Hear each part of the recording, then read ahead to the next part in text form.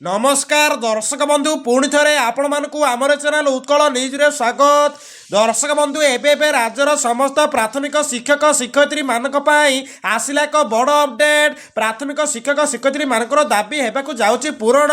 सरकार कले बड़ घोषणा। दुई दफा दाबी यथा 42 ग्रेड पे मूल चाकरी सहित 6टी इनक्रिमेंट को नहीं दीर्घ दिन आंदोलन पर सरकार नेले बड़ निष्पत्ति। 2026 फेब्रुआरी मासरे एने आसिला बड़ अपडेट। दर्शक बंधु दीर्घ दिन धरी शिक्षक शिक्षयित्री माने दुई दफा दाबी को नहीं आंदोलन करुतिले। मूल चाकरी स्वीकृति 42 ग्रेड पे 6टी इनक्रिमेंट पाई राज्यर विभिन्न स्थान में धारणा प्रदर्शन होतिला। अनेक थर आलोचना मीटिंग दाबीपत्र पर शेष सरकार नहीं ऐतिहासिक निष्पत्ति। तेबे दर्शक बंधु 42 ग्रेड पे मूल चाकरी सहित 6टी इनक्रिमेंट प्रदान को नहीं सरकार कर बड़ घोषणा।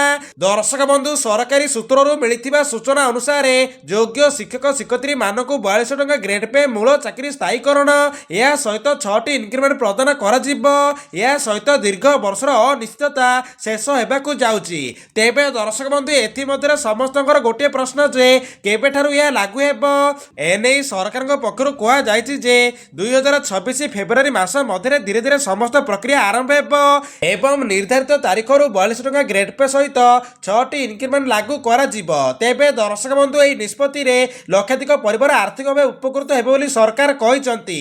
तो दर्शक बंधु आपण मैंने अपेक्षा करंतु फेब्रुआरी मास मध्य लागू हेबाकू जाउची एही सब सुविधा। तो यह थिला आजर एक बड़ अपडेट। जदि वीडियोटी भल लागिछि किबा इनफॉर्मेटिव होइछि ताहाले वीडियोटी को लाइक करंतु। चैनल को नुआ कर आस्तिले चैनल को सब्सक्राइब करी पाखर थिया बेल आइकन को ऑल सेट कर रखंतु एवं वीडियोटी को निहाती भाबे शेयर करंतु।